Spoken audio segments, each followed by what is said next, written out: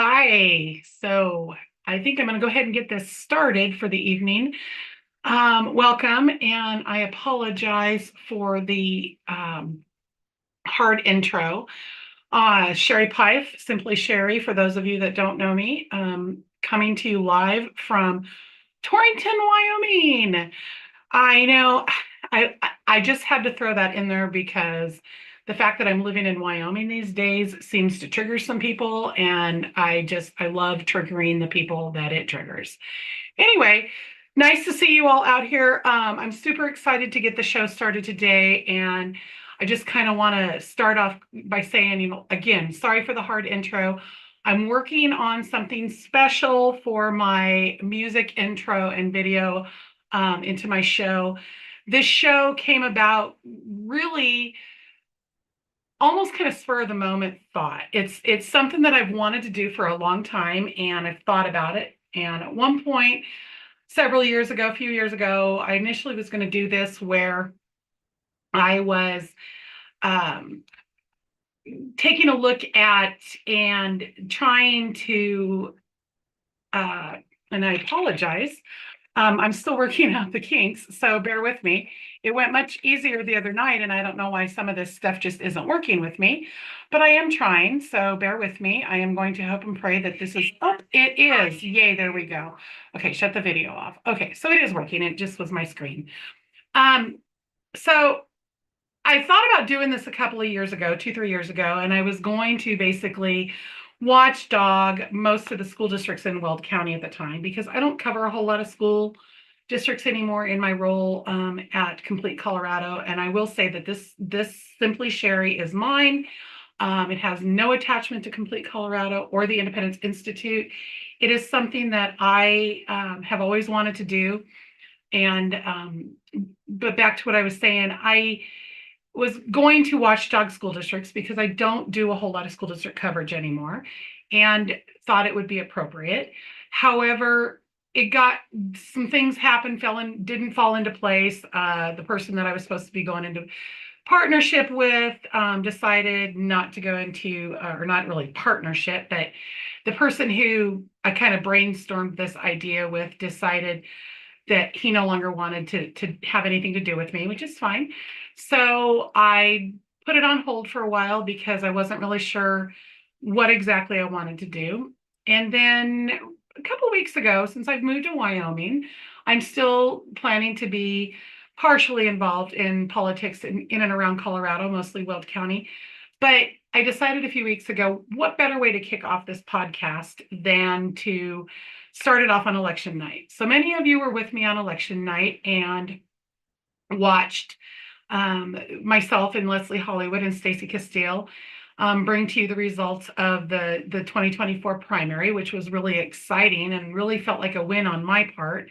There were a couple of races that I was pretty bummed to see lose. The Weld County Commissioner District 3 race, really wish Adrian Sandoval would have pulled that one out. However, I do know Lynette Kilpatrick, and I believe that she will be uh, a lot more reasonable and a lot more um, a critical thinker and a lot less disruptive than her predecessor that is currently holding that seat. So I'm hopeful that Lynette can bring the people of County Commissioner District 3, which is my district in Colorado. I mean, I still have my home there, and it is in District 3. So I'm hoping that Lynette can bring the people of District 3 closer together. And then, of course, Congressional District 4 didn't go the way I wanted. Was really hoping that Mike Lynch would pull that out. I think we all kind of knew deep down in our hearts, or not our hearts, but in our souls, I guess, we kind of knew that it was going to be an uphill battle. Lauren Boebert just had way too much money, way too much name recognition. And I just hope Lauren, same thing. I'm not quite as convinced that she'll be as able to take on that position as Lynette, but I hope that Lauren really gets to know the people of Congressional District 4, by voting on the Farm Bill. It's all agriculture, and it's, it feeds the world, and she needs to understand that. While while she can claim that 3 and 4 are very similar, they're not, and not in the people, not in the products, not in the general makeup. And it's not doing her a lot of good continuing to put down her constituents and just say some of the things that she's been saying. So I'm hoping that Lauren gets to know her constituents. And I'm not concerned about her voting record. She's one of the strongest conservatives out there, and her voting record is just fine. It's just her attitude and her personality and the way she deals with people and how she resolves conflict. And I just hope that Lauren is able to better do that, knowing that her constituents in District 4 that's what they're wanting to do. So, but I kicked it off on election night because I thought it was the best way to get people to come into the news stream and check it out and see what it's all about. But it's going to take some time, and obviously it's going to take a lot of time.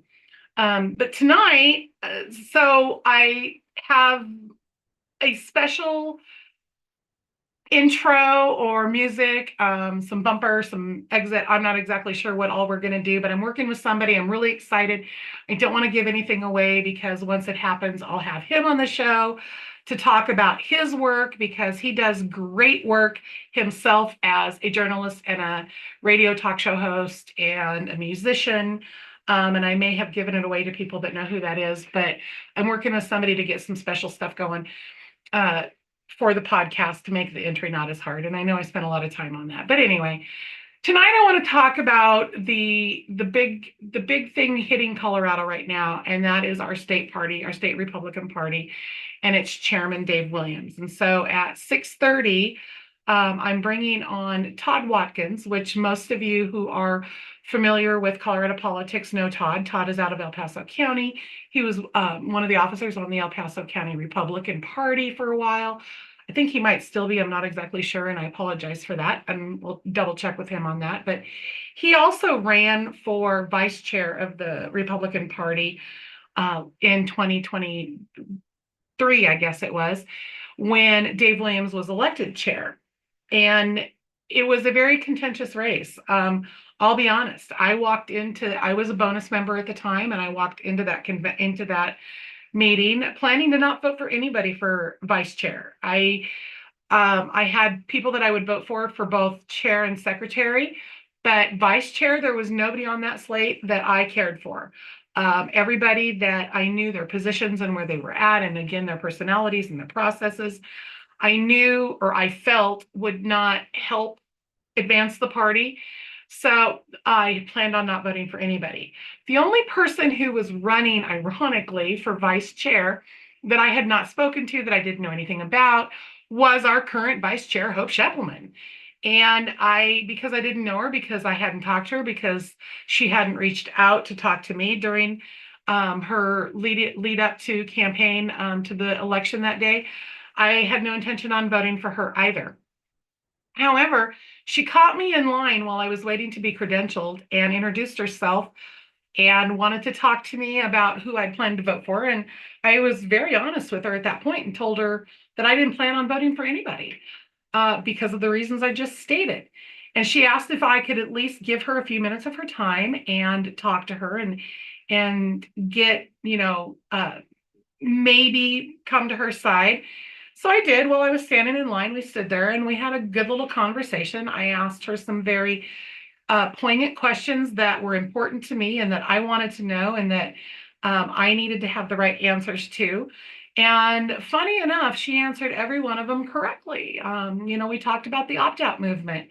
Yeah, I was against the opt-out movement. In fact, I was very heavily involved in making sure that failed. And I would do it again tomorrow, and I would do it again the next day. And it's not because I agree with Colorado's current primary system. I agree with anything in Colorado's current election system. The mail-in ballots have got to go away. The idea that you mail somebody who's an unaffiliated, both a Republican and a Democrat ballot, and then let them decide which one to mail back, that has to go away.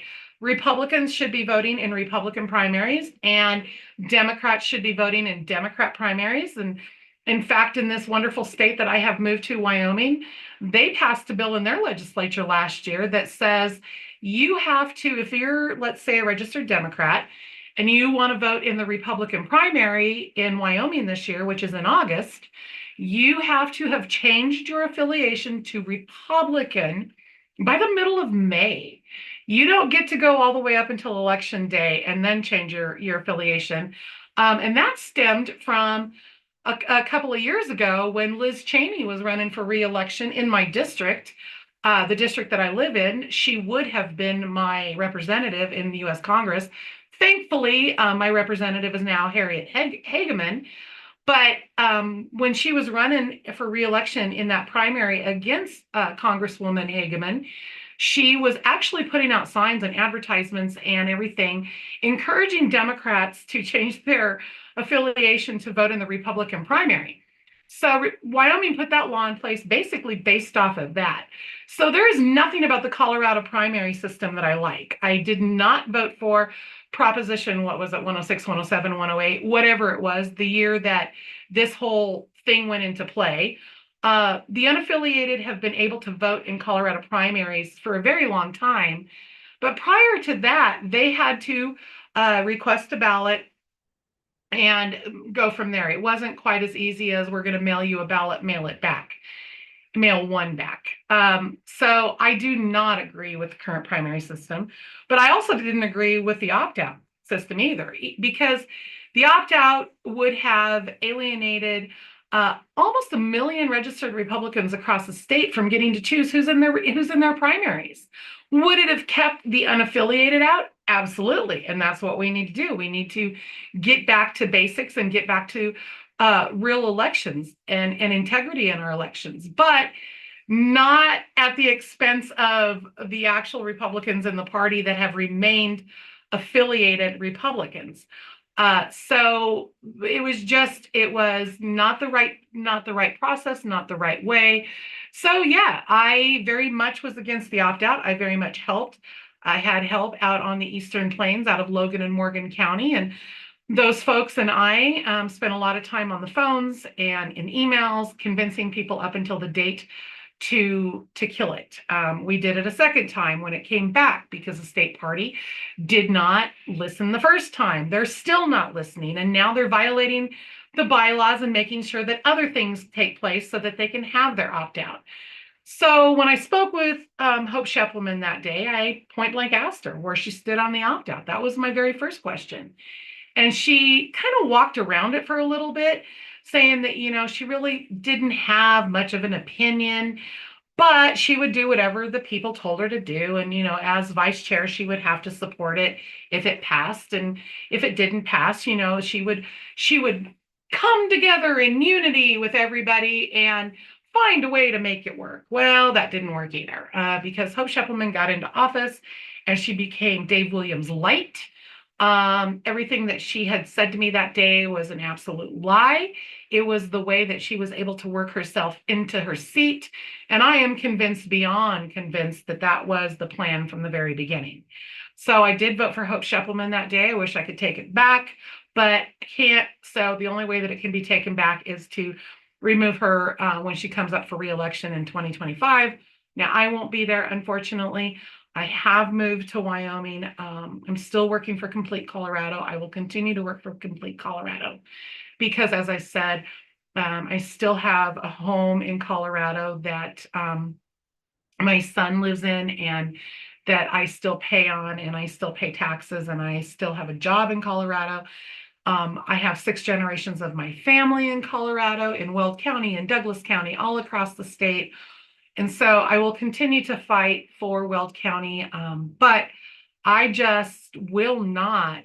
I cannot afford to live there anymore. The policies, and I'll be honest, I'm scared to live there anymore.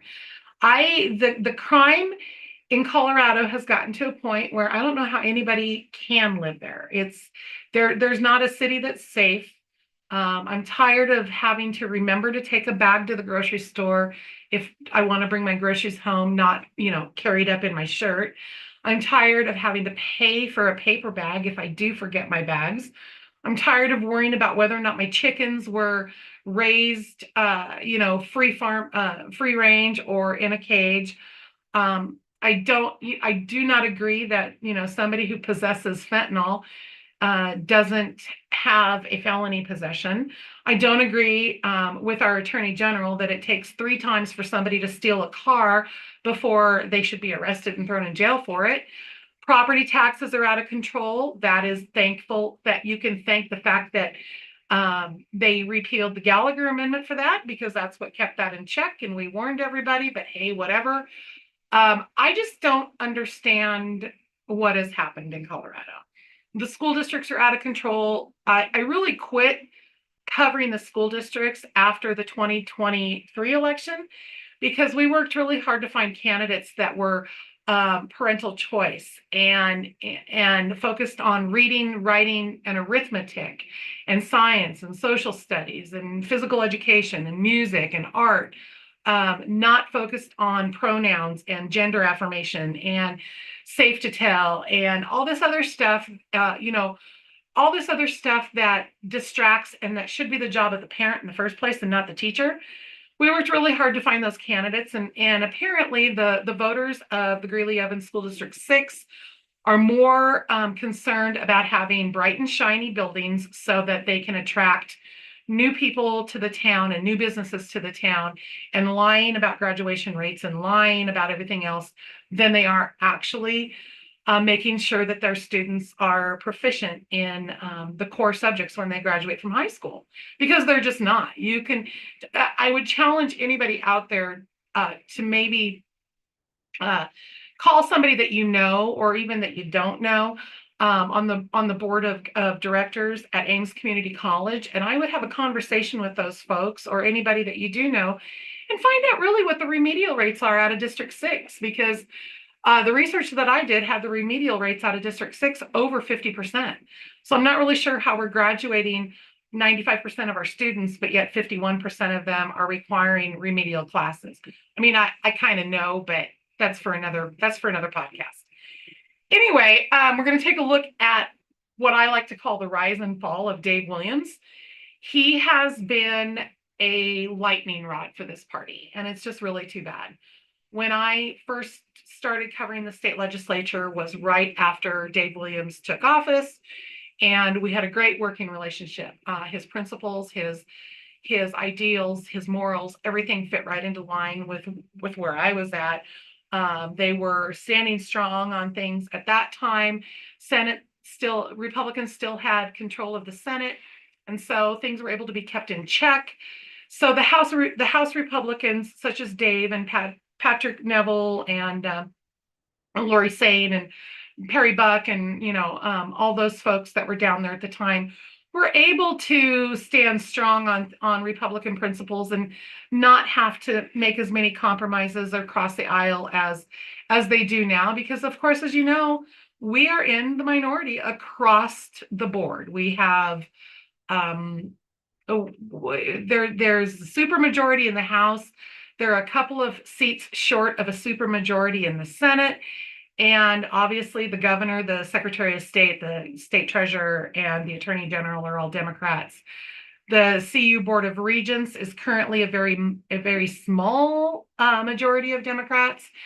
And Colorado is blue. It is not purple anymore, it's blue. So for all those reasons, you would think that the state party leadership would spend its time trying to bring the party together. It's very divided right now.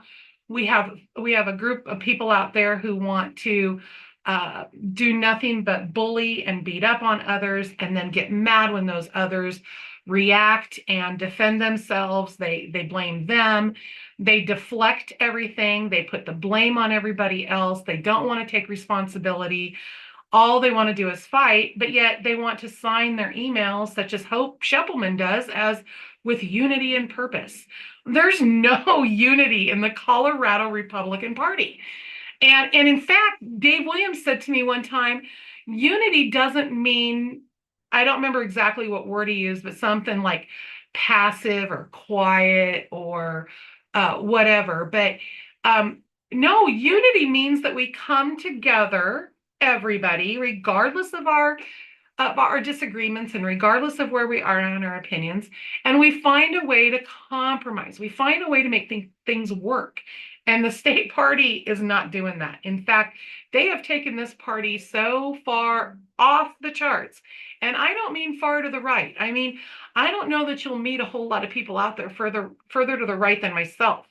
Obviously, I don't bang my chest on the 2020 election. I don't bang my chest on abortion. I don't bang my chest on the LGBTQ cause. I don't bang my chest on a lot of things because for me, there are a lot of other things that we have to get into place and that we have to prioritize before we start really trying to take back control of our platform and some of those other topics. I've never been a one issue voter. I've always been a straight party ticket voter. I've never voted for anybody that doesn't have an R behind their name. And I don't care if it's an R that might be more moderate or closer to the center. It's still an R. And once we get majority back, then we can start worrying about looking at how far toward our platform as a party that particular candidate is. But right now, we have to get majority back.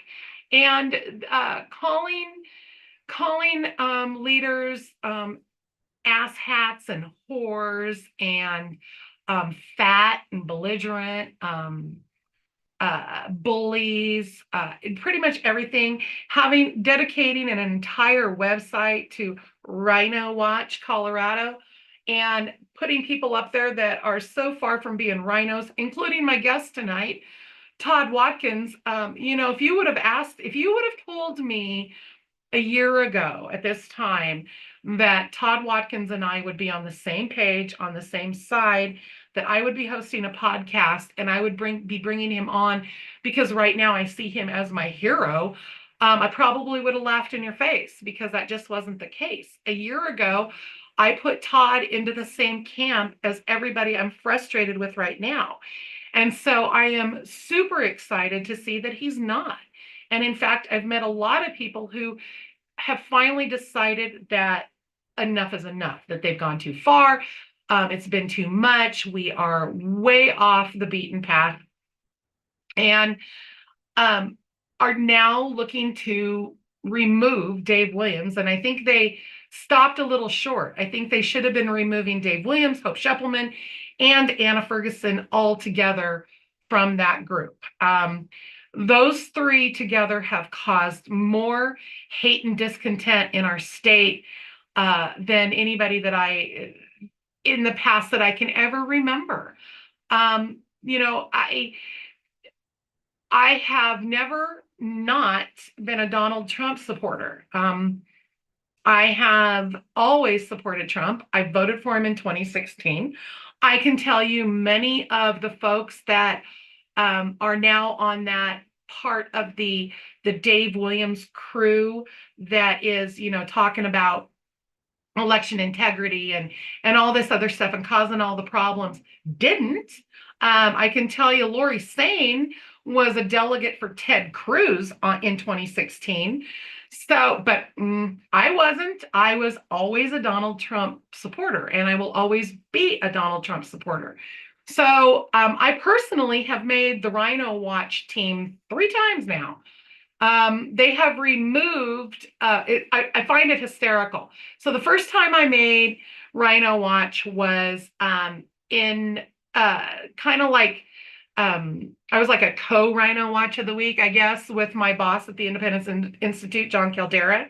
I don't even remember what we did to earn it, but it was that particular Rhino Watch where the folks who run that organization, Mark Hampton, Julie Bonnewell, Chuck Bonnewell, that group of folks called me ugly, belligerent, fat, a bully, said that I was a walking advertisement for the Independence Institute.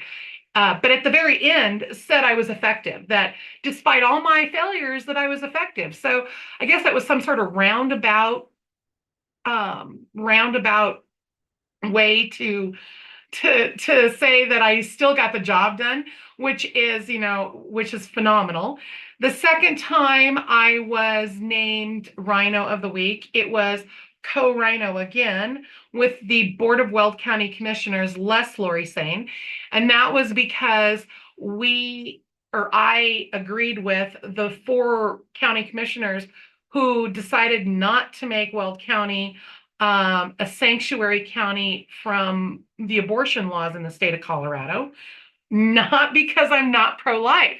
Again, I'm about as pro-life as you can get. But a resolution in Weld County to make Weld County a pro-life sanctuary or abortion sanctuary county is ineffective. It doesn't do anything. It has no teeth to it. It's a state law. Weld County can't do anything about it. And I know all of those out there naysayers will go, well, they are Second Amendment sanctuary. Well, yeah, but there were things that they could do. And the sheriff controlled a lot of that. He's an elected official. He swore to the United States Constitution. It's a completely different topic. It's apples to oranges. So that was the second time. And finally, the third time, I was all by myself as Rhino of the Week. I didn't have to share it with anybody, was because I wrote a column for the Independence Institute on how happy I was to be the Rhino of the Week. And so I got called out for enjoying being Rhino of the Week. And it was a tongue-in-cheek column because the term rhino in Colorado has been so watered down, misused, bastardized. I don't care what you call it. The rhino of the word rhino in Colorado does not mean at all anything remotely close to what it's supposed to mean. And so, yeah, I was proud to be a rhino because they've done nothing but use it to tear the party apart. And so my guest, Todd, who's coming on here in a few minutes, as soon as he logs in, I will bring him on. But Todd is the only person, this is what is so great about this. Todd is the only person that has been named Rhino of the Week and placed on the Rhino Hall of Shame, who has also been on Rhino Watch's Hall of Fame. Early on in this whole Rhino Watch, they applauded him. They thought he walked on water. They thought he was made of gold. Everything about it. And and I just noticed my flag is backwards. Okay, well, I'll have to change that. Anyway, it's interesting to see that he has now made it twice. And the reason he's made it twice is because he put his name on the petition, or on the actual petition. He's the one that turned in the petition to the state to recall Dave Williams as party chair. Now, a lot has been going on with this over the last couple of weeks, so hopefully we can clarify some things. But I will kind of just give you a rundown, and I'm going to share my screen here for just a minute so that I can kind of show you a little bit of what we're going to talk about when once Todd comes on. And so several emails went out over the last few days or weeks, or however you want to look at it, whatever it is. And the first one came from after the petition was submitted. Representative Tim Leonard from El Paso County, I think, if I'm correct, sent out an email to all of the state SEC members that you see on the screen that said something that talks about, unfortunately, again, deflecting again, unfortunately, the divisive actions of only a few Colorado Republicans. Okay, let's back this up. His email is dated June 29th. The June 25th primary had absolutely the most the lowest turnout of ever. And Todd, I just brought Todd in, so I am going to stop sharing this screen. Hey Todd, how you doing? Can you hear me? You're muted. Can you unmute yourself? I am unmuted. There we go. Now you are. I was just starting to talk about all the emails that have gone out over the last couple of weeks. And before I get into that, let me just introduce you to the audience for those that don't know you. My guest today is Todd Watkins. What was your position, or is your position, on the El Paso County Republican Party? It's very, very, very prophetic that you would say were, right? Yeah, yeah. Foreshadowing. Yeah, I'm the vice chairman of the El Paso County Republican Party. For the time being, Vicky locked my email Oh last no. night. Yeah, so Oh, I don't have a GOP email anymore. oh wow, wow. And that is again, I'll just throw it out there. Another one of those things that she can just jump on and do just because, I guess Yeah.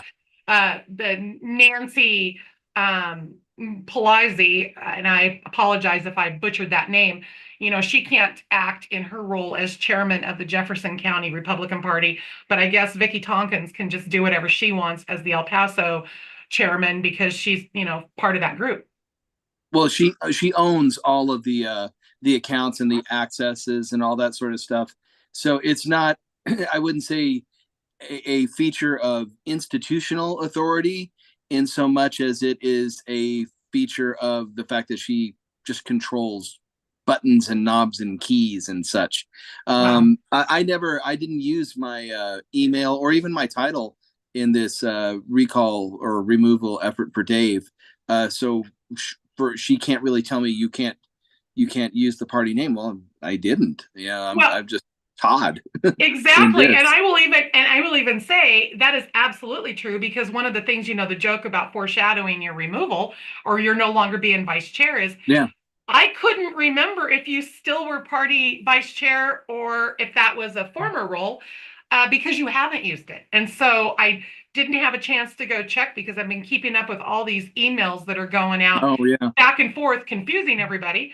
So yeah, I'll absolutely, you have not used your title, and that's great, and because you all get a vote, whether you are officer in one of your local county parties or a district party or Right. whatever, or not, you have a vote on the SCC. So you have a right to submit that petition, which is, one of the things that obviously we wanted to talk about. So I don't know how long you've been sitting on, but I was telling my viewers that if somebody would have told me a year ago that I would be sitting here today, launching a podcast, my second episode, and having you on as a guest and literally looking up to you as my hero right now, I probably would have laughed and said, no, I walked into that SCC meeting where Dave and Hope and Anna were all elected with every intention on not voting for a vice chair. There wasn't anybody running for vice chair that I could wrap my mind around. I felt like all of the candidates, yourself included,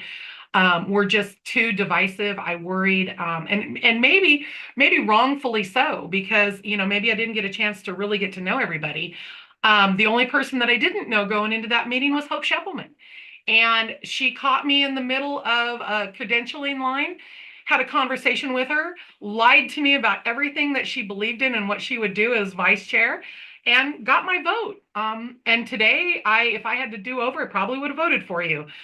Because clearly, even what has happened in this party has gone too far for you.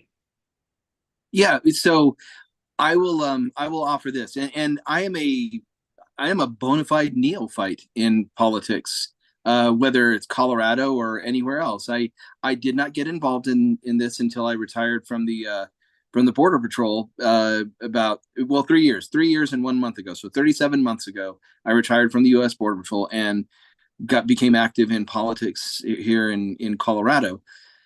And what I've noticed in this time, I no longer believe that the party is divided along ideological or policy lines. I think that we are very much in line with the really important we don't want our rights infringed. We don't want government in our lives. We taxes, of course.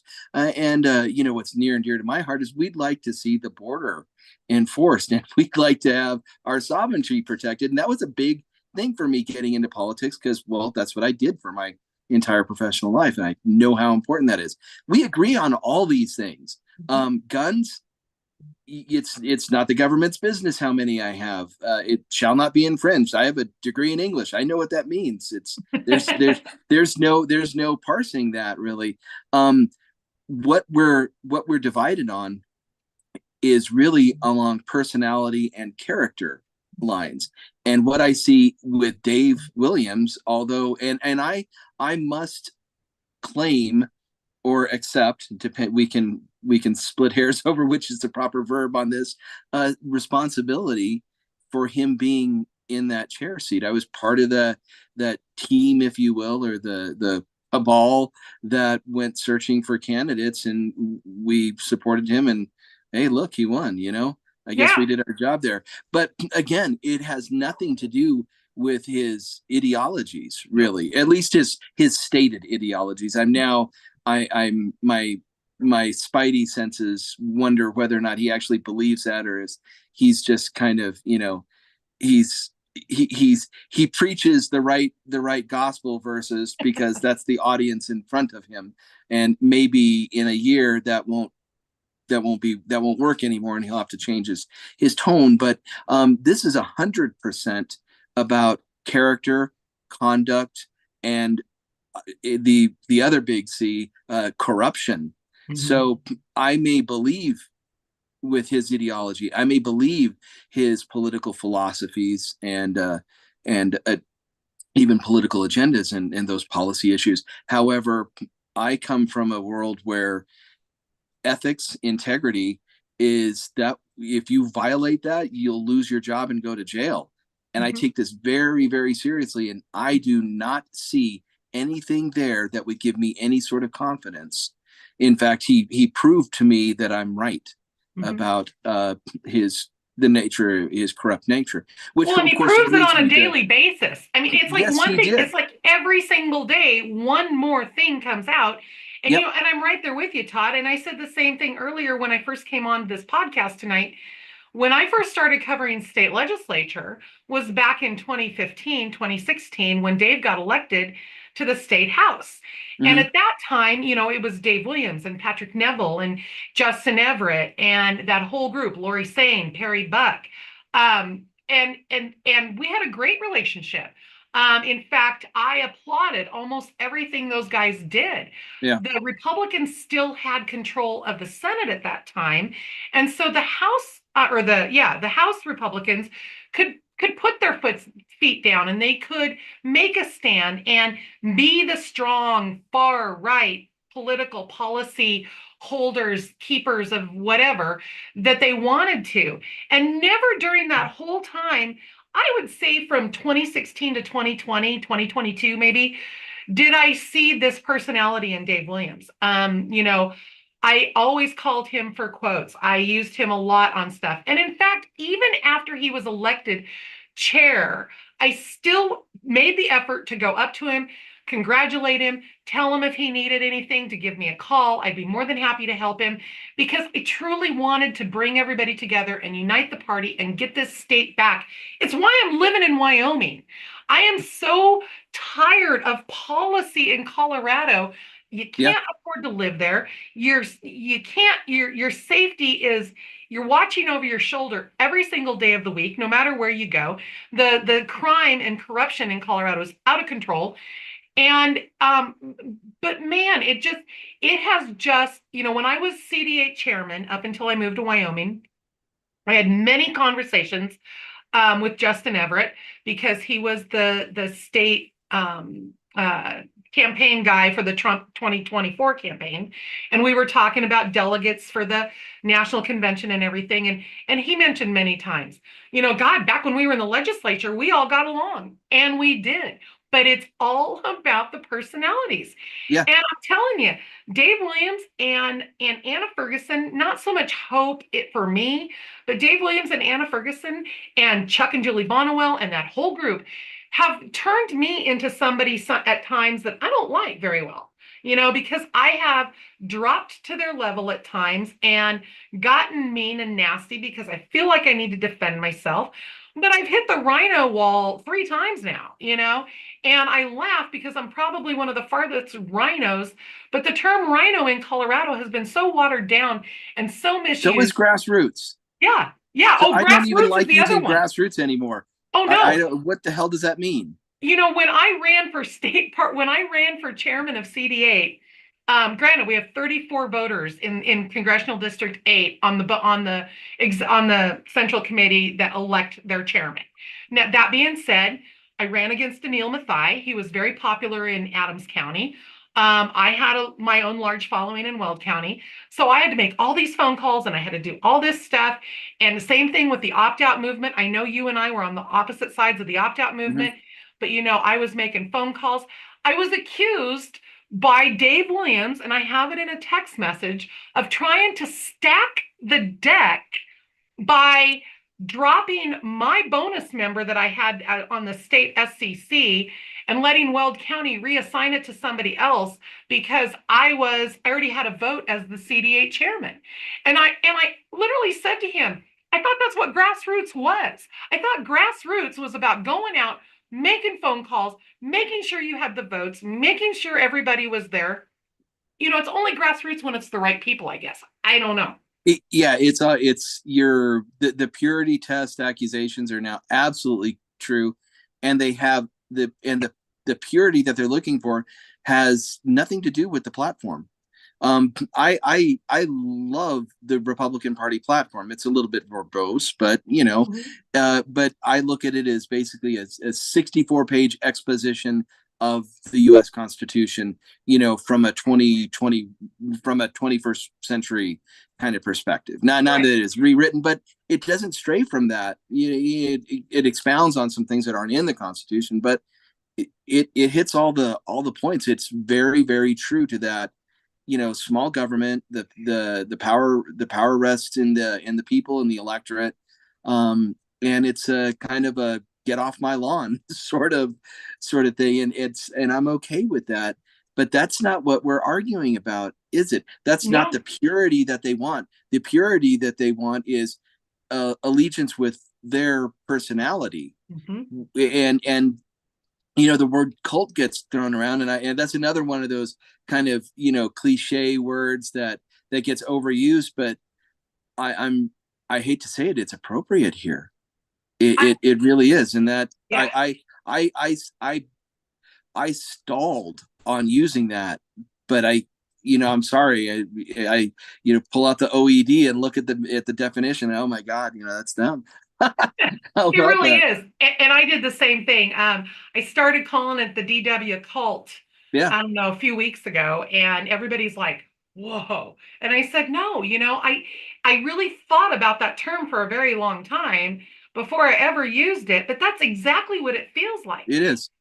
Julie Bonnewell and Mark Hampton, the two big names behind Rhino Watch Colorado, went on the No, radio, it's Chuck Bonnewell and or Julie. Chuck and Yeah, Julie, yeah. and I don't yeah. know what. Yeah, yeah, and Hampton maybe. I know he has that. What is it? The Honey Badger, or Right. Well, right? he went on the Mandy Connell show with Julie Bonnewell to Yeah. talk about Rhino Watch and all this other stuff. Hmm. And one of the things that I found fascinating was Mandy Connell kept trying to ask them to tell her what their definition of a true Republican was.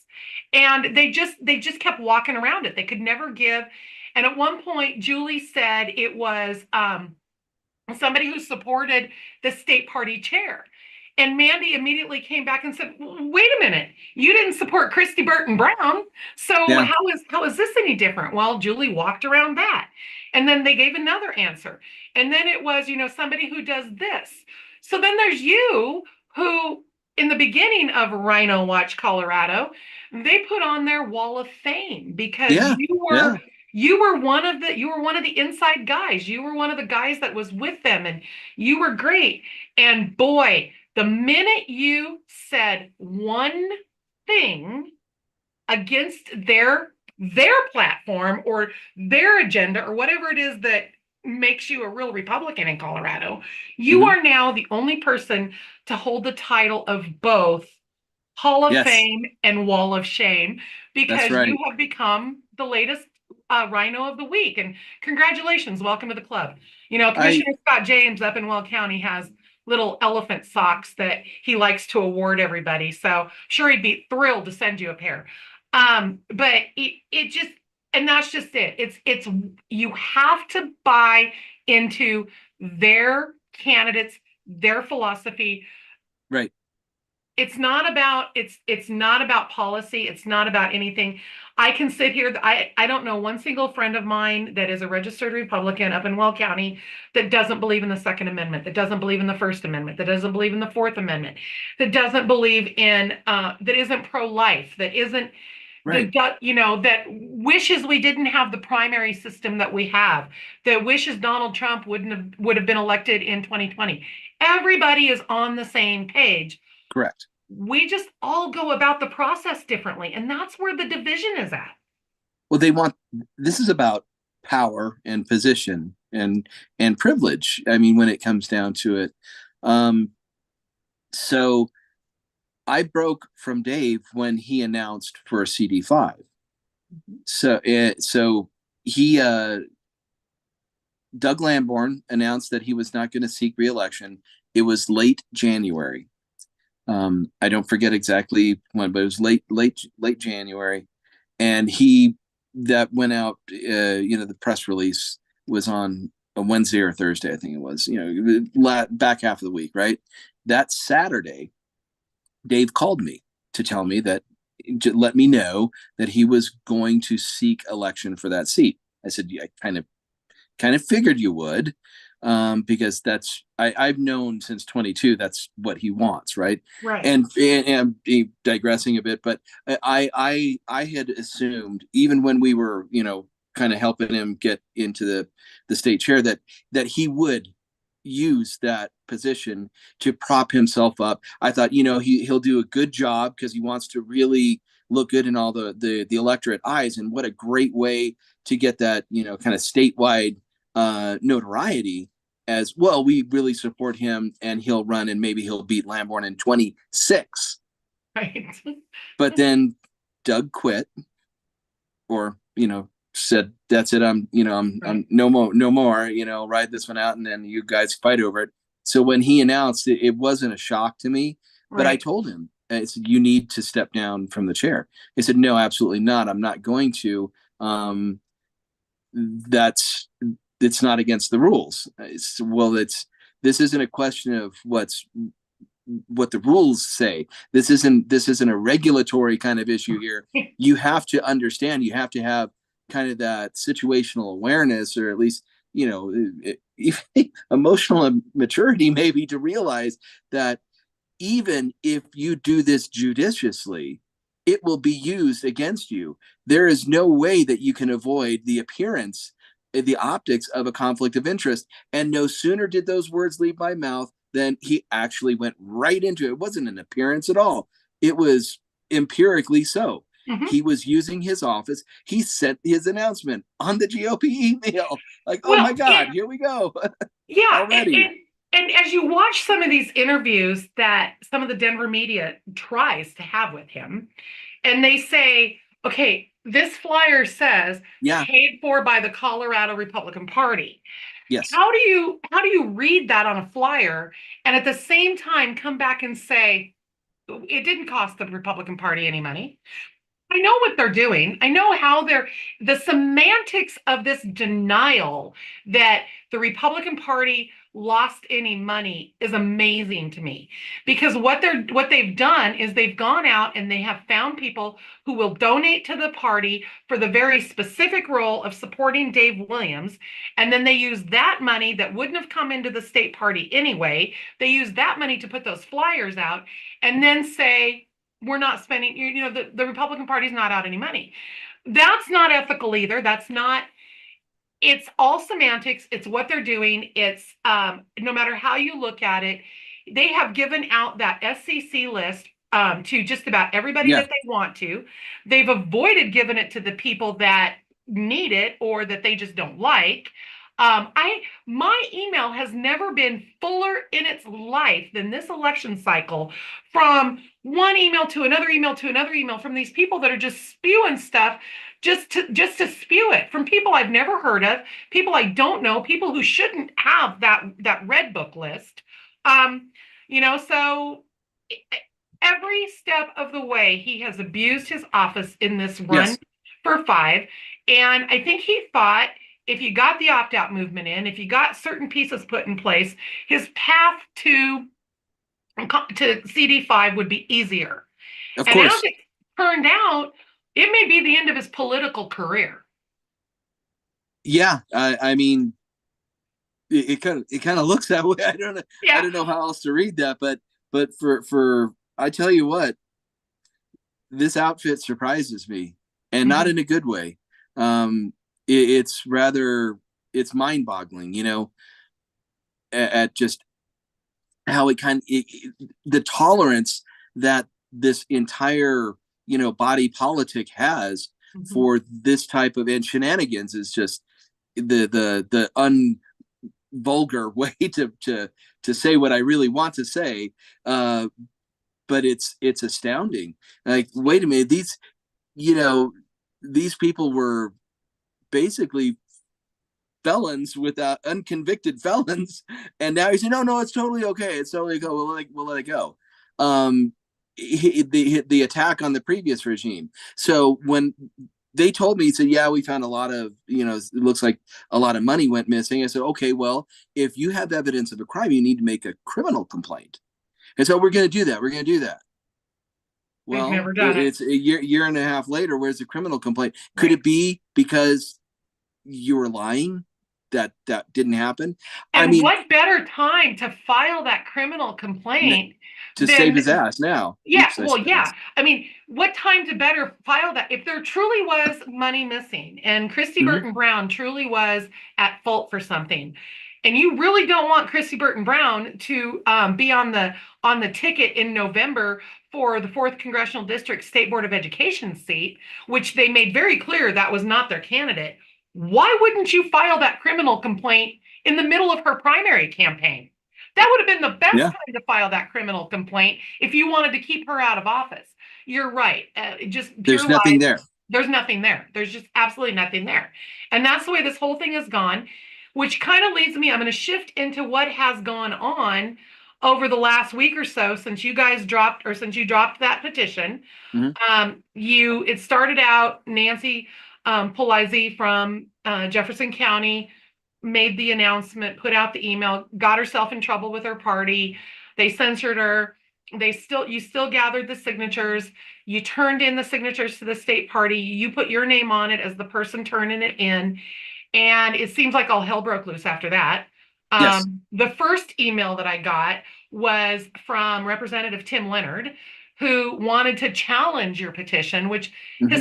is hysterical to me because there's no challenge there. No. When we had the SEC meeting on the opt out, the first one, we went around and gathered signatures on a piece of paper at the SEC meeting in frantic form to be able to ask for a roll call vote. And Because that is what is stipulated in the bylaws. right, exactly. So we However, turned to it call a in. meeting, it's not. Right. Different words. We turned it in and they said, okay. And we had a roll call meeting. Nobody ever challenged. I could have gathered those signatures 2 weeks before the meeting, pulled Right? up the SEC list, had anybody I wanted sign it, give them the 45 names they needed at the time. Now I think it's 75. Yes. But they never challenged those at that point because there's nothing in the bylaws that allows that challenge. Because I mean, correct me if I'm wrong, but you Mm-hmm. turning in that petition, the state party is not stopped from picking up the phone and calling every single person on that list and saying, did you sign this petition? That's exactly what I told them too. Yeah. They I, said, "Well, we don't. Where's the the metadata behind these names on this list?" I said, you don't "It's need any. yeah. I mean, there's 25%. Call the meeting. If you want to find out if it's real, call the meeting. Right. Also, by the way, these are your committee members.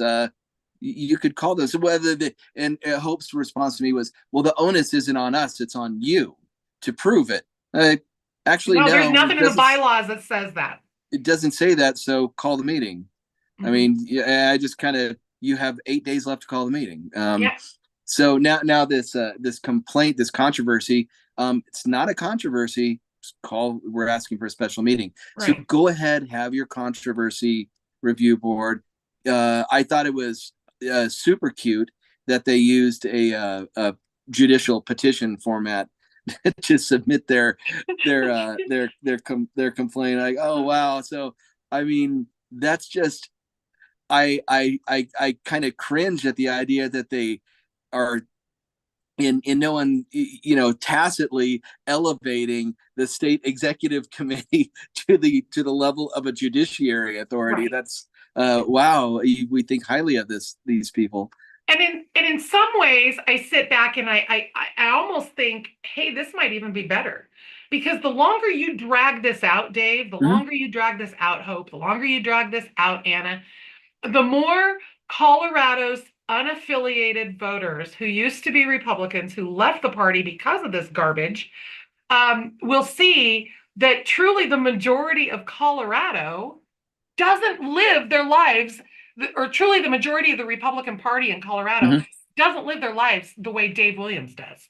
They will see that we really do have morals and principles and ethics, and we draw the line at certain things, and we won't go there. So some part of me says, you drag this out as long as you want, Dave. You fight this as long as you want, because the Denver media is not going to leave it alone. They're going to be with you every step of the way, and we're all going to find out sooner or later, what you're going to be gone sooner or later. It's not going to Mm-hmm. matter. But this letter from Tim Leonard, Mm-hmm. I just literally laughed because he's a state legislator that knows better. But this is all more melodramatics that we want to put in there. Talk about there's nobody on the roster for who's going to replace him, so we shouldn't have a vote for that, and all this other stuff. Um, Oh, so we're working on that, by the way. right, yeah, and I figured you guys were. I mean, you can't have a recall without a replacement. So then that email was followed up with an email from the Los Animas County Republican Central Committee. Yeah, Um, and the Los Animas sent their reply after I released the response that I. So there was Tim Leonard and Harvey, right mhm. there, that complaint. Oh yeah, And so I had to, they you get to respond, and I talked to a couple of trusted, my own privy council, I'll call it. Do I blow this off? Because I'm kind of like, should just blow it off, right? Because right. what difference does it make? They're gonna play their monkey games with this, and we're gonna keep marching forward. But I had a very trusted person whom draft that response. I said, no, this really takes it apart piece by piece. So I sent it back to Hope, and she was mad that I didn't use her response form to fill in the blanks and do the. So yeah, and she said, well, you didn't use the proper format that you were provided, and I said, you have my response. Enjoy. Um, Yeah, exactly. so So yeah, so yeah, so Los Animas Party came forward and pretty much shot down Leonard and Harvey's yes, complaint with their own rebuttal. And yep, I will say, the Los Animas County Republican Party mm-hmm. has been very vocal in this whole thing. They have been, usually I'm from Weld County. Usually it's the Weld County folks that are jumping in and starting things. But I will say Los Animas County has been at the top of this from day one, and really siding, which is interesting because it's such a small area that when the SEC meeting was held on the opt out, many of those small little southwestern communities were on Dave's side. So this is another one, and I don't remember where Trinidad and all those were at, but this is another one of those situations where they've had enough. And so they came out with their email debunking Harvey and Leonard's email, and Correct. it was a pretty lengthy email. To which then, of course, the state party. Okay, so I'm going to back up for 1 second, and I'm actually going to share my screen here for a second with the call. So the party did put out a call. For the Um, 19th, yeah, yeah, for the meeting, and I'm going to share this, and I want to get your take on this because I just laughed when I saw this. I yeah. am no longer obviously a bonus member, so I didn't get it. So it was sent to me. So it's kind of sketch here how I'm sharing it. But So they called a meeting that claims it's in compliance with Article 7 of the bylaws. And it says a meeting start and immediate recess on Hmm. Saturday, July 19th at 3:30 p.m. in Bayfield. Now, when I first saw this call, I didn't see the immediate start and immediate recess part. I just saw that they were going to have it in Bayfield, and I Yeah. thought, "Oh, how special of you all! Thanks for making everybody go to Bayfield." Guess Um, who lives in Bayfield? who? Hope Schepelman. Oh, shock! I didn't real. You're right. I totally forgot about that. Not surprised. And then I noticed that the whole we're going to start it on the 19th. That way it complies with all of the 10 days to call the meeting, 30 days to have the meeting, 15 days to notify the people. But then we're going to immediately recess it and we're going to come back on August 31st in Castle Rock. Shock Hmm. again, because obviously the Rock Church is Dave's stomping grounds. And we're going to have the meeting on August 31st. So we're going to call the meeting, we're going to recess the meeting, and then we're going to reconvene it a month and a half later. And then it goes on to say consideration of any potential special meeting petition, removal requests, questions that were properly submitted and verified. And they're already starting to set the stage for what they think your petitions are going to do. What did you think when you got this call? Other than laughter, That was my first response too, but yeah. So let's face it. Whatever happens here, we're not going to stop this.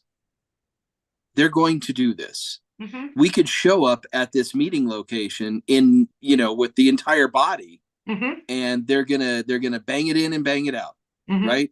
To loud protest. We could have pitchforks and torches and tar and feathers and all that sort of stuff. They're gonna bang it in and bang it out, and it's gonna be done. Nope. This meeting is in recess. Goodbye. See you later. We're out of here. So they're going to do this, and we are going to do what we're doing because we're actually following the bylaws here. Right, Uh, right. this is this is I it's absurd on their part that they would announce that they're doing this. Well, and I there's no reason for it because No. they claim that the reason is the national convention. But let's really talk about dates here. So, what day did you submit your petition to Hope? On the 26th. So the 10th day will be July 6th. Okay, so So July if 6th, they could have uh-huh. at any time during that, but we'll give them the benefit of the doubt and make it that they send the call out on July 6th. They now have to give everybody 15 15 days. days, So right? now we're talking July 21st, and it Correct. has to happen within 30 days 30 of the days. 6th. No, yes, of the call. Of the Yeah, call. So whenever they yeah, call it. So right. so what's 30 days from July 6th? That's August 6th, August basically. We'll 6th, say 7th, August something 5th or like that. whatever. Yeah. Yeah. So they could have the national convention is what, the 17th or the 15th Yeah, to it's the in the middle, 19th? right in the middle, middle, Right. middle of June or So July. they could have made this call for July 25th, July 30th, August Right. 5th for that matter, and Yep. they would have been in compliance. This idea that this is about the national convention, which I understand that you wouldn't want to have this during the national convention. Dave will be in Washington. He is a personal friend of our president, of President Trump, that is. And Trump wants him in Washington. That's great. I'm convinced that when this whole thing is over, and if Trump wins in 2024, which I'm cautiously optimistic he will, that Dave will become a member of his administration. I mean, that's where Dave's headed. Dave and Donald Trump are friends. End of story. So I get it, and I wouldn't want him to not be there. However, August 31st has nothing to do, and July 19th has nothing to do with the National Convention. I don't know what they've got up their sleeves or what they're smoking or what's going on because they want to push it all the way out to the 31st. And so they've done this new little workaround to get there. Any idea why they want it so far out? Labor Day weekend. Mm. Mm. So yeah, so Yeah, smaller audience, they'll be able to kind of control the outcome better. I didn't even think about that. That's Yeah, that that's the makes only thing I can come up with. yeah, and I didn't even think about that, but that makes complete sense, you know. But even in her, and I'm going to share my screen again because I want people to see this one that went out. In the email that she sent out most recently, it says the Colorado Republican State Party received a list of unverified names allegedly consisting of 25% of the state central committee. Again, Hope, pick up the phone, call the people. If you don't Mhm. believe that it's accurate, I think the problem is when they see some of the names that are on it, they're like, "Oh, wow, really? That person signed that?" I think they've seen some names that are on that really threw them for a loop. So they want to, of course, pretend that it's not real. Mhm. It is not your job to verify that for them. That's their job. I already know I am confident in the identities and the intentions of the names on there. The reason that I did not include all the phone numbers and addresses, all the others, I'll just call it metadata. It's really not. Right, I'm right, probably using that incorrectly. But the reason I didn't put that on there is because Dave already made it known that he was going to out anybody who called for his removal. So I just wasn't going to make it easy. You know what? If you're going to out them while you're at it, go ahead and call them because you're going to put all their information out anyway. So right, you go dig it up, you make that list and send that out. right, I wasn't going to do their dirty work for them. And if you want to call them, knock yourself out. Call them. right. So this email goes on to say that the petitioners have so far refused to provide verification. Again, you just addressed that. But Mm-hmm. they say that on June 29, they received a controversy complaint from members in Jefferson and Douglas counties alleging the validity of the list of names because there were no signatures or confirmations or even a Yeah, and that's proper. the Leonard Yeah, complaint. Yeah. yeah, exactly. That's Tim Leonard's letter. Exactly. So now they're calling it a complexity of the situation is what has caused this July 19th, August 31st thing to happen. Well, if it's so complex and how did she put it? The state party's desire to balance potentially conflicting bylaws. A meeting has been called so that there can be intense discussion about it, but we want to put three other things on the agenda that day. They So want to have such an intense conversation that they're going to call a meeting to order and immediately recess it. That's a yeah, great conversation. I love those conversations. right. And then when they do have the meeting on August 31st, they've added other uh they've added three other agenda Yeah. items. Mm-hmm. So what bylaw are we going to attempt to change on August 31st that we can't change because it's in the bylaws that we can't change them on August 31st? But Dave will find a workaround just like he did with the whole opt-out thing at the state convention, changing bylaws using a resolution from delegates who have no authority on the state central committee, but whatever. I feel like that's where they're going again. Let's find yet one more thing that we have to do that we can do that completely blows all of our ethics out the window. You know? Uh, yeah. Yeah. I mean, I mean, they're there's no way to manipulating yeah. this. Yeah. So And I want to know what bylaws are in conflict. yeah, The bylaw that says that the names on the resolution need to be verified. Because which I show me the chapter and verse. exactly. So I'm going to share my screen again because that brings me to exactly that. So here's the first bylaw. It is in section Article 5, Section C, removal. And it's Mm-hmm. pretty straightforward. There's three topics. And it'll take me, 30 seconds to read them. That's how straightforward it is. One, any elected officer of the CRC may be removed from office at any time for whatever cause the CRC may deem sufficient by a Right. vote of 3/5 of the entire membership of the CRC eligible to vote at a meeting called for that purpose. Okay, I'm going to start there first. The August 31st meeting was not called for that purpose. It was actually Right. called prior to Hmm. the decision to start at July 19th and finish at August 31st. It was actually called for the purpose of three other things. Now they've merged them together. So they're already in violation of their own bylaw. Two, written notice given the time, the place, and the purpose of the meeting shall be mailed to each member at least 15 days before the meeting. They did that. And three, the action of the CRC shall be final. That's it.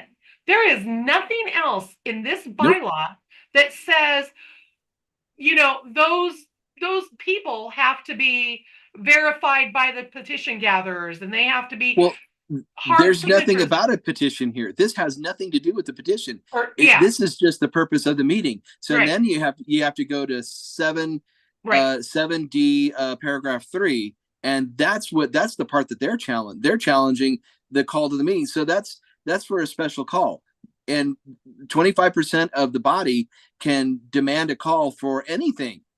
They, in fact, read that section, Sherry. That one's even shorter. You Yeah, don't I'm even have to looking. have it doesn't even say you have to have a reason. We just want to have a meeting. I don't know, to roast marshmallows, whatever. If 25% say we want a meeting, you call the meeting. You don't even have to really state the purpose. It doesn't say a purpose. Now we stated the purpose because we do have a purpose, but it's 25% of the body provides, what is it, written request to call a special meeting Yeah, and I think I for found it. anything. Doesn't I That's think I it. have found that section.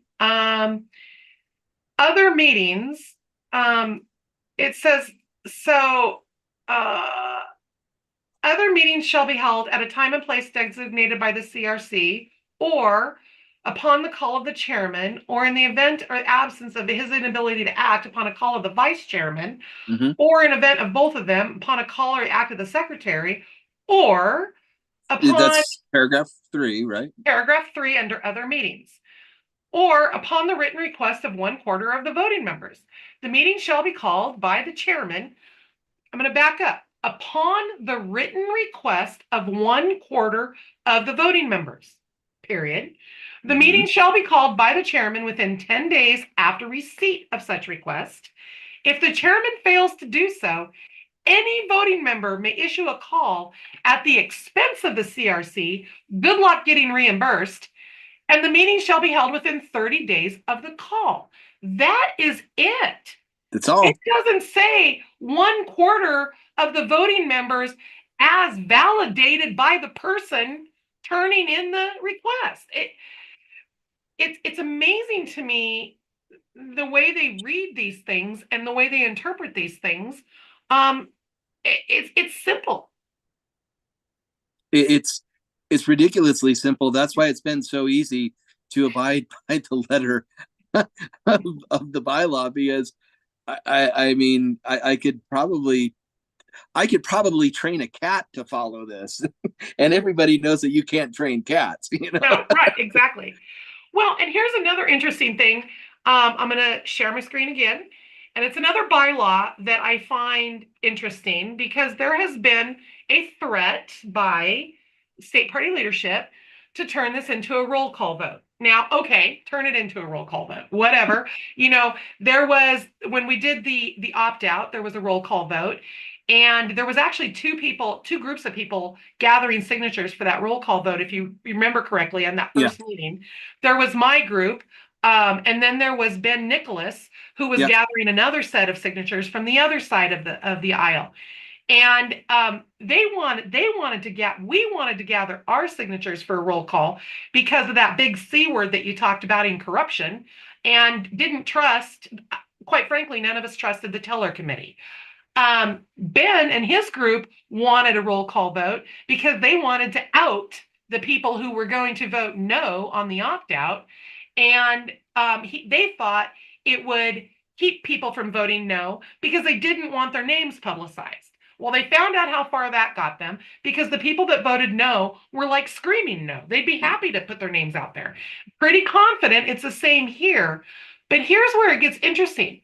So the methods of voting under Article 8, voting and proxies, Section A, voting, with the exception of the election of officers, shall be by Voice. voice, standing, hand vote, or by technology at the discretion of the chairman, unless a roll call vote is requested by 75 or more voting members in the form of a petition authenticated by the signatures of There's each the of word the voting signature. members. What's that? There's the word signature. Yeah, exactly, exactly. And there's the word authenticated um, by the signatures of each of the voting members requesting the roll call vote. Um, so that is, Dave can't have a roll call vote because Dave wants a roll call vote. Dave has to follow the bylaws that Mhm. say you want a roll call vote. You go out and you get 75 people to sign a petition and submit it. Yeah. Now I know that we asked for a paper ballot vote on the removal, Mhm. but if I mean, quite honestly, I'm not terribly married to that idea. If we do this as a standing or a hand vote, or fine, 75 signatures authenticated, Mhm. and have a roll call vote, whatever. I'm easy like a Sunday morning on this one. Agreed. And I'll be honest with you. I would, if I were still a bonus member, I'd be signing the petition for a roll call vote because Sure. again, if there's a paper ballot, you're going to have a teller committee, and it's going to be somebody in charge of it that is appointed by Hope Schepelman. Because No, I would hope that Dave is going to step down and let Hope run this. I know the call says nope. that she will, but Oh, in you, this is the imaginary August 31st meeting. right, exactly. Yeah, yeah. So if we call it, we run it. Right. No, exactly. So if it's by paper ballot, let's say it were to happen and they were to run it, I don't trust the teller committee. By standing voice vote, I don't trust Dave Williams or anybody on that committee to determine whether or not the majority is there, because we saw him at the SCC determine that there were enough votes to allow the whole pre-primary uh, uh, Oh, at the assembly, yeah, or yeah. I get convention. I believe technically it was a convention, right? Well, Because it's a actually, I'm referring to the SCC meeting when they voted on it the very first time. There oh, was a okay, all right. remember there was a voice vote on one of the amendments to the bylaws that allowed the state party to endorse pre-primary, and I think it was may have been just for president. I don't remember, Nope. but I but can we can go over that if you want, if you got time. Happy to yeah, go over that yeah, September 30th amendment. but Um, but he it was a standing voice vote, and he sided with the yeses. mhm. And I don't still to this day believe he had the majority to do it, but it is what it is. But back to that whole irony in only, it's good for me but not for thee, is when we had our 8th congressional district assembly and there was some controversy over some credentialing, and I absolutely refused to credential 50 people out of Adams County that the Adams County party decided to credential after their county assembly was over and hadn't been ratified at county assembly. There was a big schmuckle over it, and somebody called. There was a motion made to have them seated, and it was a voice vote. And of course, the yeses to have them seated were really loud, and the noes were not as loud. I went with the noes because I knew the people in my room. It's a smaller assembly than the state level, and I did not believe that we had the yes votes. So that, oh man, they lost it. Anna Ferguson was standing up and screaming at me, and Julie and Chuck Bonnewell were in my face almost the entire day. People were calling me tyrant. It was hysterical when I sided with the no vote. So then they asked for a roll call, or they asked for a standing count vote, which we did. And guess what? I was right. But I do that kind of thing, and I'm the devil incarnate, and the next Yep. rhino of the week, they do it, and it's perfectly fine. And that's what worries me about this. So My well, other there concern, and I guess he's what I would like you to address is something you just said. If you were to call the meeting and you were to run it, do you fear legal litigation in um, making it validated? Because I worry that the state party won't even recognize it. of course they won't. We know that. So where do we go from there? So we already proved at the expense of $40,000 to El Paso County in January, February of 2023 that the courts will not ring in on these inter-party political matames. They're Right. not going to do it. They gave us a great big not it, and it cost El Paso County party 40 grand, about a little bit more to the state party. So we already know that avenue is not viable, right? So either one of us could go to the courts, and they're just going to dismiss it. So this Do we is end up going to with be. two parties in Colorado? We almost did, and I mean, the reason I know this path is because I was in El Paso, kind of in the middle of all of that back Right. in January, February 23. So I been there, No, done that, got the totally. t-shirt. Yeah. But really in this one, what it's going to take is it's it's the Solomonic tale of the baby with two mothers, right? um Right. and the Solomon in this one is going to be the RNC. Yeah. That's it. Good point. This is going to be like Michigan. Right. So there's a It, precedent for it. and to that point, again, if they would have just called the meeting when they were supposed to call the meeting and did it the way they were supposed to do it, it could have been done after the National Convention or after the National Assembly. But instead, during the National Convention, at the height of it, Colorado is going to still be national news because all of this is still going to be going on. Dave Williams is going to be out in Milwaukee, you know, side by side with Donald Trump, and it's going to be a distraction for the National Convention. Why wouldn't you just have the meeting? Because he's afraid of the outcome. Well, the outcome, the writing's on the wall, and I think he knows it. And you're right; he's probably definitely afraid of it. But it's phenomenal to me. I mean, this is just one of Mm-hmm. those subjects that every day is a moving target. Every day is something different. Every day it's one more layer of absurdity that if I wasn't Right. living during these times, I wouldn't believe it happened. So what I see is there are two sides. I'm involved in one of them, right? I see one side kind of zigging and zagging and changing course, and this coming up with this and coming up with that, which looks like kind of desperation to me.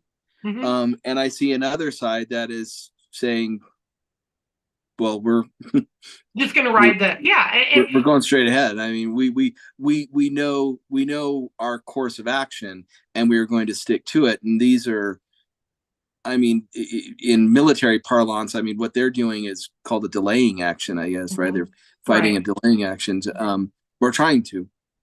And I So don't fault you guys at all for staying the course of action. And I think it's the only thing that you can do. I mean, yeah, you have to stay the course, or it just becomes next day news. You know what I mean? sure, yeah, Yeah.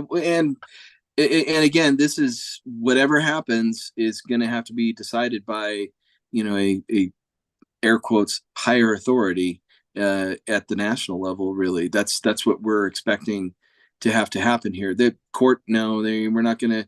There's not going to be a lawsuit on it. I think that would be a great big waste of to have attorneys file motion petitions and motions in a court. Right. We already know the court is going to say no. Right. Right. That's Right. not Yeah. it. Not even worth the attempt again. No, Thank absolutely. thank you thank you for the filing fees, and bye.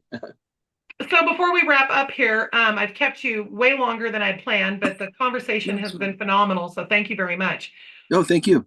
Anything that we didn't touch on that I guess you want people to know about what's going on and where Well, this is headed? so the I know that I can't remember if you mentioned it, but in some other conversations that I've had people have interviewed, um, it's we need to unite right now, and the changing of leadership in the middle of a fight, that's you're assuring your own defeat and destruction. Okay, so tackle the last one first. When a leader is ineffective in a fight, you have to remove them right away and put in a leader that is effective, or you really will lose that fight. That's what we need to do here. We The most important aspect to this right now is the candidates that are on the general ballot, Mhm. right? So, and we need, and we are looking to them saying, who do you want? Who do Right. you trust? Because they are the ones that stand to lose or gain the most out of this. Does anybody really believe that the current leadership team that not only endorsed their opponents in the primary, but viciously and to the tune of, we'll only know someday, we may know how much they spent on attacking them. So Mhm. now they're going to work with them. I mean, do Mhm. you really have faith in that? Right. So, this is just creating chaos. I don't see how you could create more chaos than there already is. We're trying to throw water on this fire, not gasoline. And of course, it's being spun up as, we're fanning the flames. No, we're desperately trying to put them out. And I'm sorry, but we're going to have to trade this team out. This team could have said, you know what? We saw those election results too, and I guess we were wrong. So, you know, take a hint. Uh, you don't have the electorate behind you Right. on this. And I started to say this earlier when I first brought you on, but the turnout for unaffiliated voters in the primary was one of the lowest in history. Yeah, yeah, You know, the state party leadership has long said that it's the unaffiliated that is causing the problems in Colorado. What we can debate that all day. It might be partly true, it might not be partly true. There's plenty of strong conservative states in this country that have true open primaries. yeah. That isn't the case. But regardless of that, the unaffiliated turnout was among the lowest ever. That's So right. the bulk of the bulk of the votes on all of these races, there were 18 of them. 14 of those races that were endorsed by the state party Hmm. lost. And Failed. Yep. I would argue that two of the races that did win would have won with or without that Oh, endorsement. 100%. Lauren Boebert was going to win for no matter whether anybody wanted her to or not. I did not Right. endorse her. I am still disappointed that she won for the very same reason that I want Dave Williams gone. It's a personality thing. It's not a policy thing. Hmm. But Lauren Boebert was going to win no matter what. And Priscilla Ron was going to win her battle no matter what. So my argument would be two out of 18 endorsements actually won. If that is not a statement from the Colorado Republicans who voted in that election, I don't know what is. I'm glad you brought up Priscilla Ron because it something occurred to me. You were talking about with that day, that election where Dave, Hope, and Anna were elected. Well, actually, Hope was not elected during that election. It was Priscilla Ron was reelected. That was the org meeting, March 11th. Priscilla Ron So, won reelection. I know because I oh, lost so to yeah, her. it was the next one where we had to elect a vice chair. That You're was it. right. That You're was in right. August. That was in Yeah, you're August. right. You're right. It So was a separate election. You're right. and the reason why there was a vacancy that had to be filled is Because she because did the right Priscilla. thing. Well, the official message that at least that was told to me is she and Dave talked, and Dave said no, she really, to avoid the conflict of interest, she should resign. And So that's what I meant. Whether it was well, Dave's idea or hers, there was conversation, and I do mhm. remember that. There was conversation. No, Priscilla, you probably really shouldn't run for public office while you're the vice chair. Yeah. And that So was the reason she stepped down. so, and I mean, this was under the advice of Dave. Yeah, And then I'm, I mean, obviously there's a tremendous amount of the hypocrisy floweth over.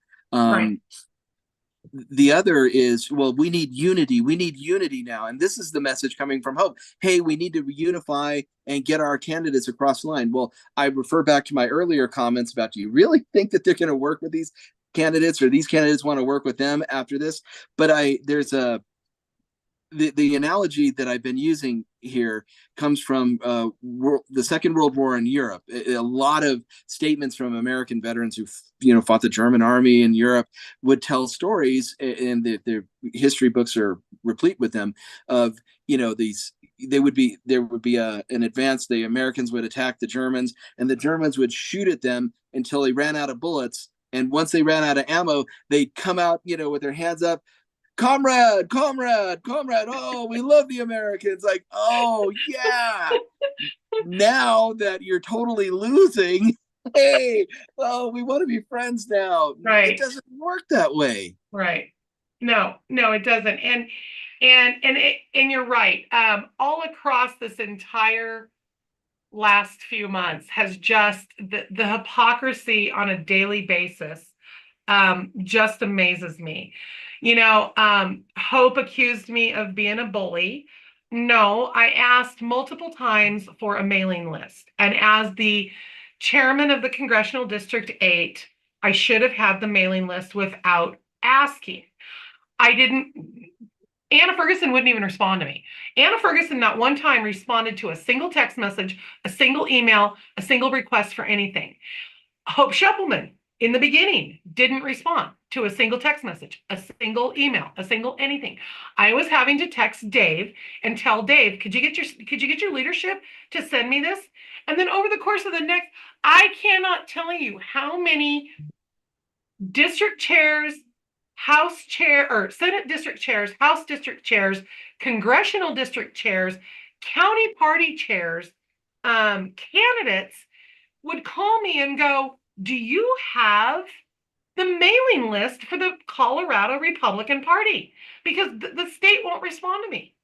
Yeah, and I gave it out. Dave was giving it out to anybody and everybody he wanted. They were given access to Crackus to anybody and everybody that they wanted. They gave access to Crackus at one point to Commissioner Lori Sane in Weld County, who shouldn't have had access to it, and who was part of a controversy a couple of years ago over delegate names being changed in Crackus when they shouldn't have been changed.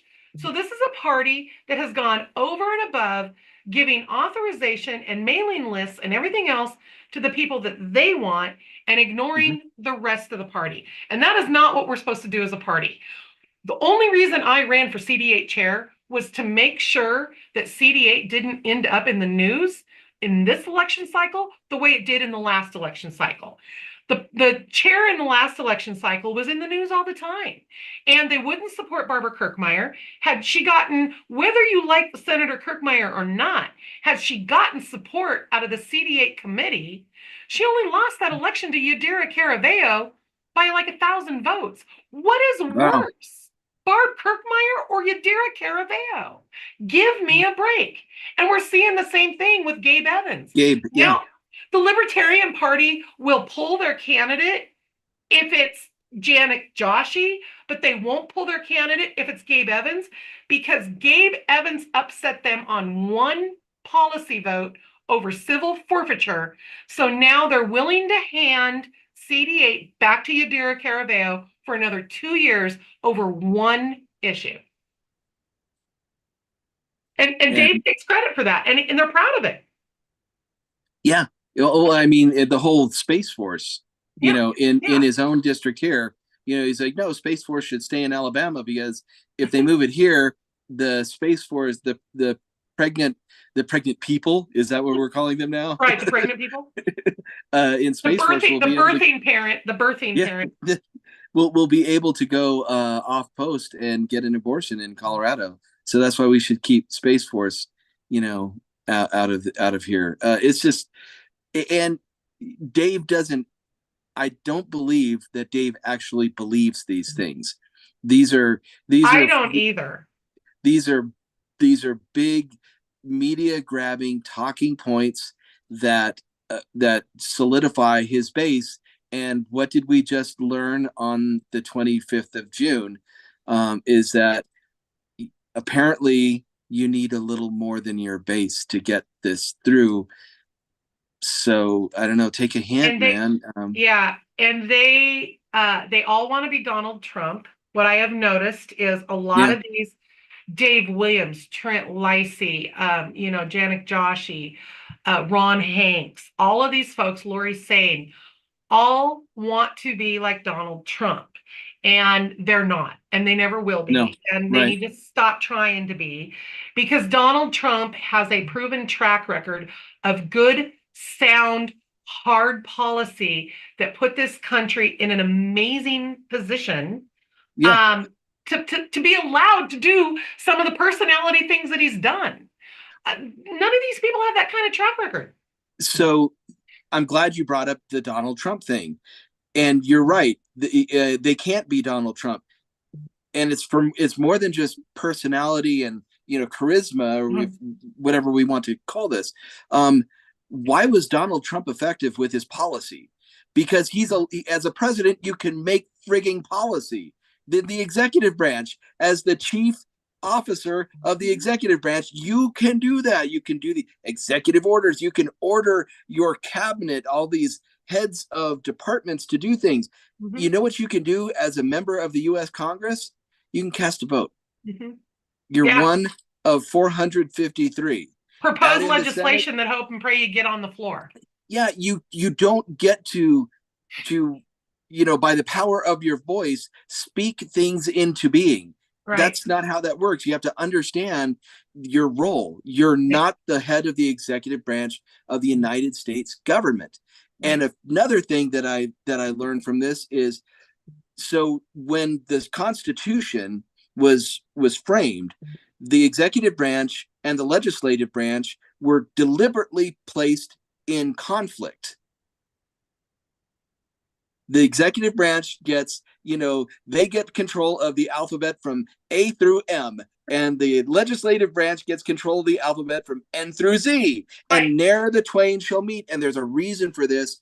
And if the executive branch wants to go visit the letter S, well, they're going to have to get permission from this. There's supposed to be some tug and pull. They're adversarial on purpose so Purpose. that neither Exactly. side runs away. Right. So when we have people running for legislative office saying, I will support the president no matter what, we should say, that's Right. let's revisit. Are you sure about that, man?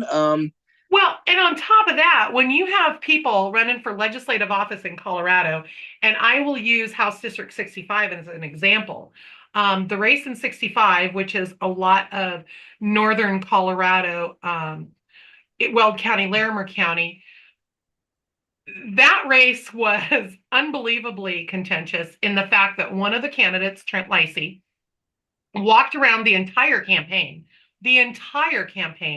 talking about nothing but rightful President Trump.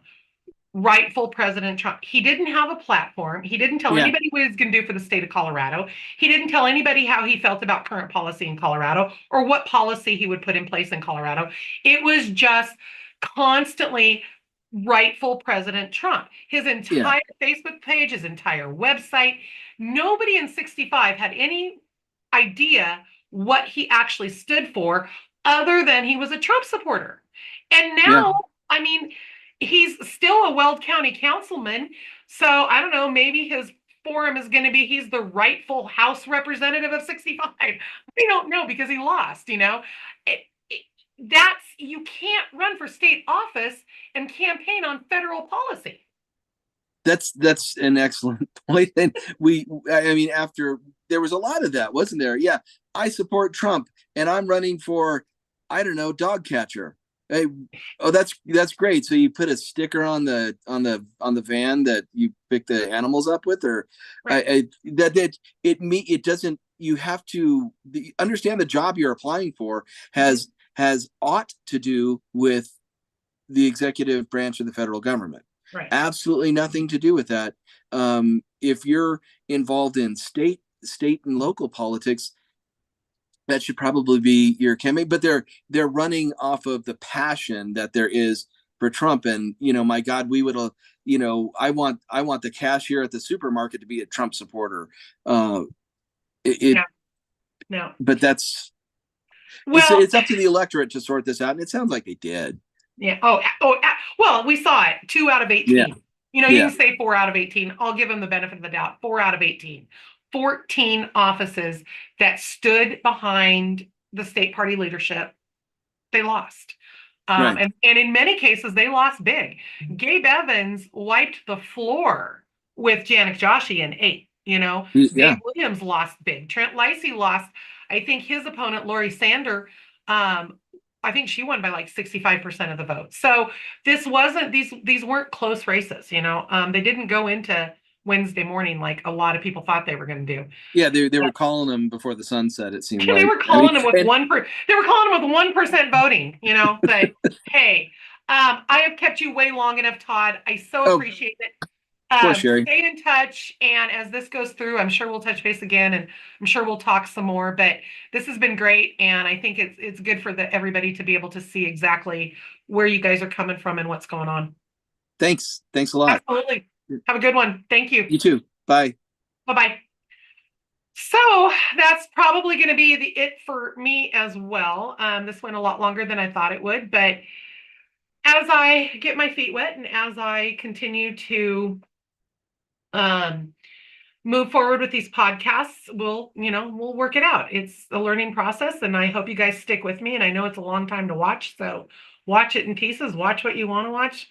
Whatever. Tell your friends. There will always be a schedule up and a link to my podcast. It won't always be live, but for the most part, when I have guests, it will be. And then the videos will always be back up on my YouTube channel, Simply Sherry. And my Facebook page is Simply Sherry, and my website is simplysherry.com. I think my next guest coming on, haven't completely confirmed it yet for the date, but I will have George Brockler. I'm so excited to have George Brockler on because it'll be the first time that I actually get to be the host and ask the questions instead of the guest being asked the questions. But I'm going to have George Brockler on. I think tentatively planned for a week from today. Since Thursday is the 4th of July, I won't be doing any live broadcast on Thursday. I hope everybody has a wonderful, safe 4th of July. This is my first 4th of July in a state where fireworks are legal, and I'm looking really forward to celebrating with some friends and having a good time, and I hope you guys all do too. And we'll be back at you, and hopefully maybe by the next podcast or the next 2 or 3 down the road, I'll have some intro music, and I'll be really excited to have on. I reached out to a friend who does this podcasting stuff, is a pro at it, and asked how I could get intro music and that kind of stuff without having to pay an arm and a leg and licensing fees and rights and stuff. And he came up with a really great idea that I never expected, but I'm so excited and I can't wait to see what the product of it is. But you guys have a good night. Stay true, stay conservative, value the Constitution, and Trump 2024. From Sherry, Simply Sherry. Have a good night. See y'all.